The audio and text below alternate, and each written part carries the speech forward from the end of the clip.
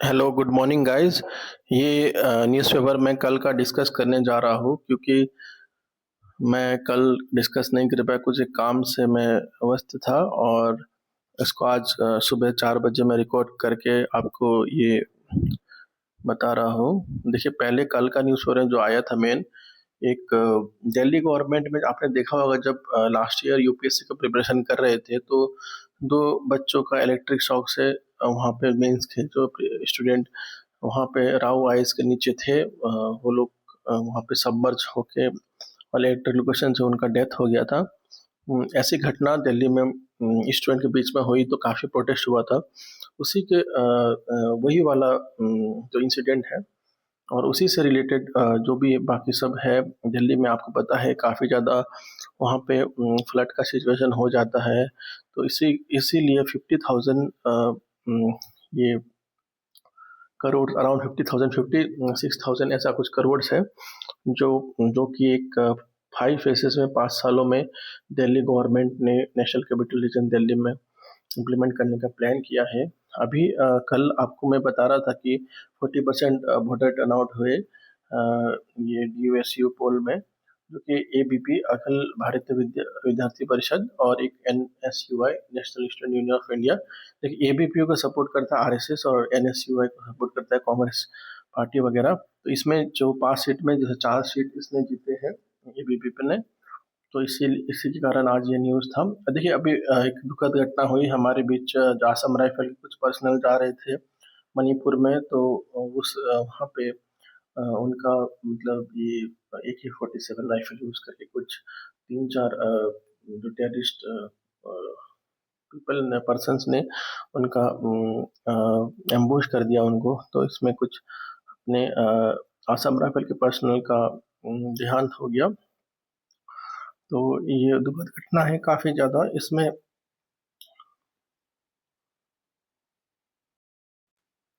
हाँ, इसमें जैसे अभी जो इसमें कोई मणिपुर ग्रुप में किसी ग्रुप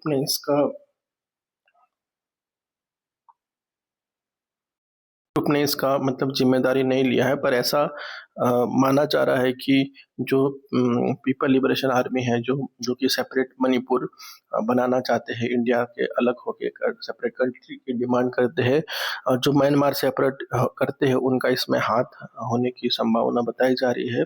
ये इंडियन सोर्सेस के थ्रू ऐसा बोला जा रहा है। अभी देखिए, कल मैंने आपको बताया था मतलब रिलीजन के अकॉर्डिंग बानो मुश्ताक को इस दशहरा फेस्टिवल में जो वहाँ पर रिबन कटिंग है, उसके खिलाफ एक कोर्ट केस कर दिया। सुप्रीम कोर्ट ने इसको खारिज कर दिया, बोला कि प्रियम्बल सुप्रीम प्रियम्बल में जो आइडल्स है, जो उनकी जो एसेंस है प्रियम्बल का, उसमें ये ऐसा मतलब पेटिशन को मतलब वो रद्द करती है और ये एक पॉजिटिव डायरेक्शन माना जाता है। और पर एक चीज़ है, मतलब धर्म के नाम पर ऐसे केस कर देना, थोड़ा सा ये कर्नाटका में जो ये केस किया है, एक पर्सन ने, पेटिशनर है, तो ये थोड़ा सा मतलब ऐसा अच्छा नोट में नहीं जाता है, क्योंकि देखिए रिलीजन एक अलग चीज़ है। और कोई एक जो ये बानो मुश्ताक जिन्होंने ईद एहानत बुक लिखा, इंटरनेशनल बुकर प्राइज मिला उनको अवार्ड, तो सारा देश उनका रेस्पेक्ट कर रहा है और इंडिया में उनको ऐसे बोला जा रहा है। तो इसको सबसे आगे बढ़ते हैं हम लोग। जैसे आम आदमी पार्टी जैसे एक्विजिशन कर दी है इलेक्शन कमीशन को, मतलब बोल रही है कि कोई वोटर डिलीशन हुआ। और एक जो केस बना यहाँ पे और एक चर्चा में अलंग कॉन्स्टिट्यूंसी, जिसमें बोला जा रहा है कि वहाँ पे वो जो फॉर्म 7 के चलते कई सारा वोटर डिलीशन हुआ, ये भी केस चल रहे। पर आप स्पेशली एक्यूज कर रहे हैं इलेक्शन कमीशन पर, देखते हैं इसमें क्या कहना है। वैसे ऐसे मतलब हर इंडिया एक डेमोक्रेटिक कंट्री है और इसमें इलेक्शन कमीशन जो एक कॉन्स्टिट्यूशनल बॉडी है, बहुत मेजर रोल प्ले करता है कॉन्स्टिट्यूशनल डेमोक्रेसी अपहोल्ड करने के लिए। तो इसमें ट्रांसपेरेंसी, अकाउंटेबिलिटी होने की ज़रूरत है। और इसमें आप देखिए, हर अपोजिशन लीडर इसमें अगर ऐसे मुद्दा उठाते हैं, एक पॉजिटिव नोट भी हमें लेना चाहिए, क्योंकि हर कोई अकाउंटेबल है और इससे रिलेटेड जितने ऑर्गेनाइजेशन, हर किसी को जनता को अपहोल्ड करके जनता के व्यूज़ को, डेमोक्रेसी के प्रिंसिपल्स को अपहोल्ड करना है। तो आगे बढ़ते हैं हम लोग दोस्तों। दिल्ली देखिए, एक रोल ऑफ सीएनजी, जैसे मान लीजिए दिल्ली से अगर यूपी कोई जाता है तो वहाँ पे जो बस जाएँगे तो उनको सीएनजी सर्विस प्रोवाइड करना पड़ेगा, सीएनजी रिलेटेड बस, सीएनजी ट्रैवल, जैसे जो बस ट्रैवल करते हैं, इसलिए इंटर स्टेट बस सर्विस में रोल ऑफ सीएनजी। आप ये जीएस 3 का एनवायरनमेंट वाली पोर्शन में और मतलब ये आप एक एग्जांपल लिख सकते हो कि inter state bus service CNG role हो, इसलिए मैंने आपको ये एक न्यूज़ है, ये पॉलिटिकल एजेंडा की, इसको मैं ऐसे ही पूनम पांडे वाला न्यूज़ लिख दिया आपको, मैं कई सारे बताते कि वो ऐसे-ऐसे, पर इसके थोड़ा-सा नॉलेज लीजिए, बस इससे कोई वैसे ख़ास नहीं है। चमोली में आपको पता है एक दू मतलब वहाँ में फ्लड काफ़ी ज़्यादा हो गया, रेन डैमेज हुआ, काफ़ी जान-माल का नुकसान हुआ वहाँ पे, तो इस चीज़ को देखते हुए यहाँ पे है ये। और ये अभी मतलब एक कुर्मीज़ जो एसटी स्टेटस का डिमांड कर रही है, उन्होंने रेल रोको एजिटेशन करने की बात बोली है और वो चाहते हैं कि कुरमाली लैंग्वेज है वो 8th शेड्यूल में उनका इम्प्लीमेंट किया। आपको पता है 8th शेड्यूल में 22 लैंग्वेज है, इसमें लेटेस्ट एडिट 2003 में 4 लैंग्वेज को ऐड किया था, बोडो, डोगरी, मैथिली, संथाली। उसी तरह कुरमाली लैंग्वेज को भी 8th शेड्यूल में डालने की वो डिमांड कर रहे हैं। तो और एफआईआर देखिए, मतलब अब देखिए, एक ऑपरेशन सिंदूर हुआ, एक 19 ईयर के इंजीनियरिंग स्टूडेंट को, ये मैं आपको ये कहना चाहिए, ऐसा ऑब्जेक्शनल डॉक्यूमेंट वगैरह इंस्टाग्राम और ये सोशल मीडिया पे अपलोड मत कीजिएगा, क्योंकि इससे काफ़ी ज़्यादा मतलब आपका करियर का सवाल आ जाता है, क्योंकि ये पॉलिटिकल मैटर्स को आप अपने स्टूडेंट लाइफ में थोड़ा अवॉइड कीजिए, क्योंकि आप अगर अभी तो आप कम एज के हो, पर आपको एक एज पहुँचने का तो आपको पता लगेगा कि मतलब ये सब चीज़ एक पॉलिटिकल टूल है, जिसके कारण एक वोट बैंक मिलता है पॉलिटिकल लीडर्स को। वैसे देखा जाए तो एक हर एक सिटीजन इंडिया का एक रेस्पेक्टेबल सिटीजन है और उसको अच्छी तरह से सबको बिना धर्म ये देखते हुए एक आर्टिकल 15 का फॉलो करना चाहिए और एक अच्छा स्टूडेंट भी आगे जाके एक अच्छा सोसाइटी मेंबर बनता है, तो इसको अवॉइड कीजिएगा। अलंग में ये इसी के बाद में एक आर्टिकल भी आया काफ़ी ज़्यादा, इसमें इलेक्शन कमीशन में यही एक्नॉलेज किया है कि फ्रॉडुलेंट हुए वोटर नेम्स का, पर इन्होंने अभी जो एक डेस्टिनेशन आईपी और डेस्टिनेशन पोर्ट डेटा सीआईडी को देने से मना कर दिया, तो मतलब ये एक ज़रूरी डेटा था, ऐसा नहीं करना चाहिए था। अब आगे देखिए, इलेक्शन फॉर्म 7 का मिसयूज़ हुआ, इलेक्शन कमीशन इसको मानती है और पर ऐसा मिसयूज़ को आगे जाके रोकना चाहिए, क्योंकि ऐसे इस तरीके से थर्ड पार्टी वोटर बेस को मैनिपुलेट करके इलेक्टोरल डेमोक्रेसी और हमारे डेमोक्रेटिक सिस्टम में काफ़ी ज़्यादा ये क्वेश्चन रेज़ करता है। तो इंडिया देखिए, इंडिया एक वेस्ट पॉलिसी से, मैं कल मैंने आपको बताया था कि 8 मिलियन इंडियंस अभी भी वेस्ट एशिया में काम करते हैं। यहाँ से जो वहाँ पे जाके ये ब्लू ब्लू कलर जॉब ज़्यादातर वहाँ पे वेस्ट एशियन कंट्रीज में इंडिया के लोग और बाकी साउथ ईस्ट एशियन कंट्रीज के लोग जाके करते हैं उसमें। तो देखिए, इंडिया का वेस्ट एशिया पॉलिसी में इंडिया का स्ट्रेटेजिक बैलेंस बना के चलना, यस्टरडे का एक स्टेटमेंट हुआ है, एक पैक्ट हुआ पाकिस्तान और साउथ अरेबिया में कि attack on one of them will be considered as an attack on. तो इसमें देखिए, पाकिस्तान वेस्ट एशिया में अरेबियन कंट्रीज में एक लौता न्यूक्लियर आर्म्ड कंट्री है, इसीलिए उसका वेस्ट एशिया में काफ़ी ज़्यादा स्टेक्स हैं। सऊदी अरेबिया चाहता है कि पाकिस्तान उसको न्यूक्लियर टेक्नोलॉजी सप्लाई करे, उससे और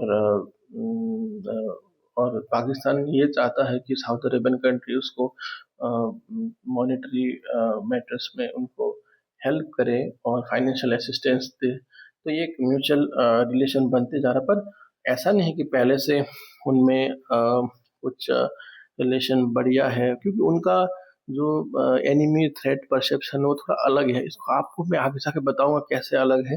देखिए, इंडिया मस्ट मतलब इंडिया को प्रिपेयर करते रहना है, स्टेबिलिटी बनाए रहे वेस्ट एशियन रीजन में, और इंडिया को ना स्ट्रैटेजिक बैलेंस बना के रखना पड़ेगा कि वेस्ट एशिया में जितने पिलर्स है, जितने वहाँ पे नोडल पॉइंट्स हैं, उनको ध्यान में लेके इंडिया को अपना स्ट्रैटेजिक ऑटोनॉमी और वेस्ट एशिया में अपना स्टेक्स को मेंटेन करना पड़ेगा, क्योंकि India is a third largest importer of natural oil है और नेचुरल गैस के लिए बहुत इंडिया डिपेंड करता है। वेस्ट एशियन कंट्रीज पे। हालांकि अभी रशिया ने काफ़ी ज़्यादा इंडिया को ऑयल सप्लाई किया है, तब भी वेस्ट एशिया का जो रिसोर्सेज है और स्ट्रेटेजिक पॉइंट है, और जो आगे जाके I2U2 का बात हुआ है, और बाकी जो ये कनेक्टिविटी प्रोजेक्ट अभी का जो पहले लास्ट ईयर जो अनाउंस हुआ था, उसमें वेस्ट एशिया और इंडिया का रिलेशन बहुत होना ज़रूरी है। पाकिस्तान और जैसे ये देखिए साइनिंग जो स्ट्रेटेजिक म्यूचुअल डिफेंस एग्रीमेंट हुआ, सऊदी प्रिंस और पाकिस्तान के जो प्रीमियर है, पीएम है शहबाज शरीफ, और जो आसिफ मुनीर जो अभी उनका फील्ड मार्शल बनाया गया है। तो देखिए पहले 1951 से, पर गोल्डन पीरियड इनका 79 to 89 था, जब 20,000 पाकिस्तानी मिलिट्री कंटिजेंट डिप्लॉय हुए थे सऊदी अरबिया में। कैसे? उनके जो रिलीजियस प्लेसेस को प्रोटेक्ट करने के लिए। और ईरान और यमन में जो सिविल वार चला था, यमन सिविल वार और ईरान जो मामला था, तो उसमें सितंबर 9 जो ईरान और यमन का जो यमनी सिविल जो वहाँ पे सिविल प्रोटेस्ट चल रहा था, और ईरान में जो अभी जो यूएस के सैंक्शंस है बाकी ज़्यादा है, इनमें सब में सऊदी अरेबिया में पाकिस्तान के मिलिट्री कंटिजेंट ने काफ़ी ज़्यादा पुलवा की तरह काम किया है।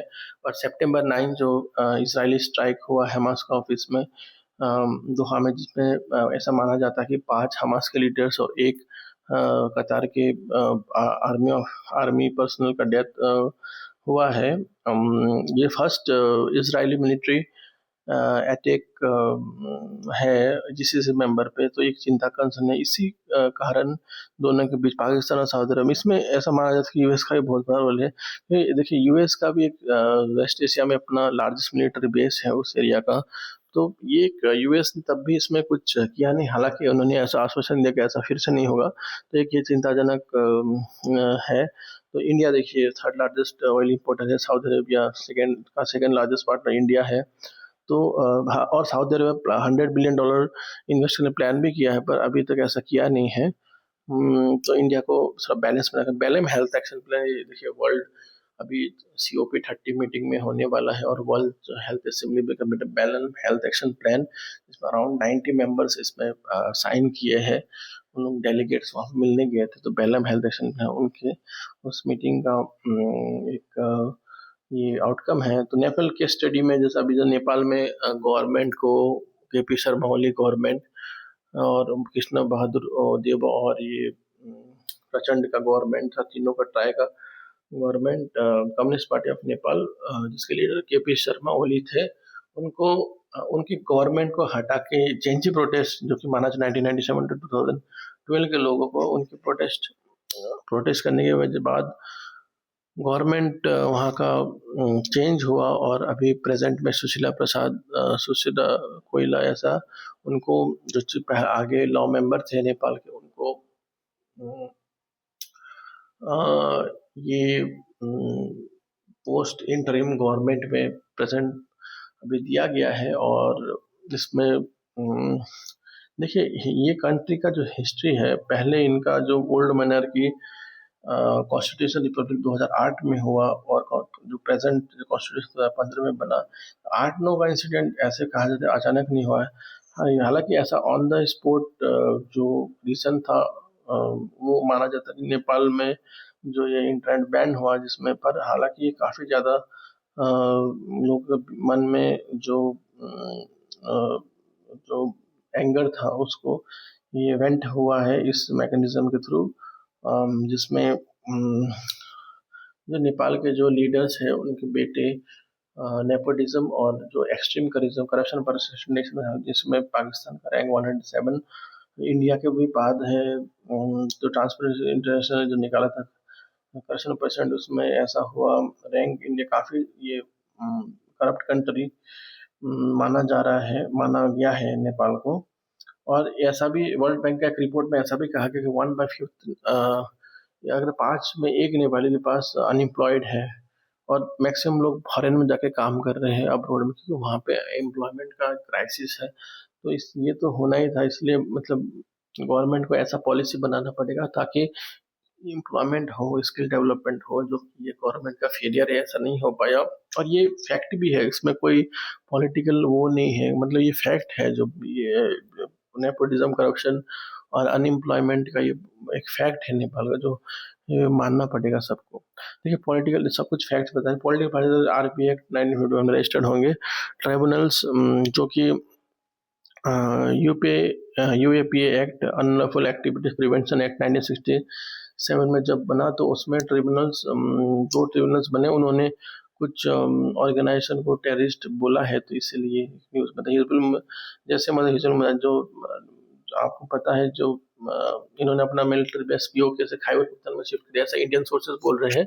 और ये इन्वॉल्व भी थे वो पहलगांव अटैक में, और जिसमें काफ़ी टूरिस्ट इंडिया के मारे गए थे। देखिए, यूरोपियन यूनियन जो डिप्लोमेट काजा कलस ये बोल रहे हैं कि रशिया में सैंक्शन और लगाया जाएगा, जिससे उनका टेक्नोलॉजीज में, एआई और जी स्पेशल डेटा में जो उनका लीड है जो मिल रहा है, उससे उनको दिक्कत हो सकता है। हालांकि इसके इम्प्लीकेशन इंडिया में क्या हो गया देखने का वाला बात है। और ट्रंप ने अभी जो एड देने के लिए बात हुआ था, $400 मिलियन ताइवान को, वो थोड़ा सा हॉल्ट कर दिया, क्योंकि चाइना के साथ ट्रंप का बातचीत, ट्रंप ना एक बिजनेसमैन की तरह काम करता है। तो ये एक है, इंडिया के लिए भी ट्रंप ने काफ़ी ज़्यादा प्रॉब्लम कर रहा है, क्योंकि ट्रेड टैरिफ और रशिया का ऑयल इंपोर्ट है, थोड़ा सा मैड, ये बोल सकते हैं मैड प्रेसिडेंट ऑफ यूएस है। अब देखते हैं आगे क्या होगा, पर ऑलमोस्ट इसका पॉलिसी जो है ट्रंप का, इसका कुछ फिक्स्ड पॉलिसी नहीं है। और ये ऐसा है, तो उम्मीद करता हूँ आपको लेक्चर अच्छा लगा होगा। तो जय हिंद, थैंक यू।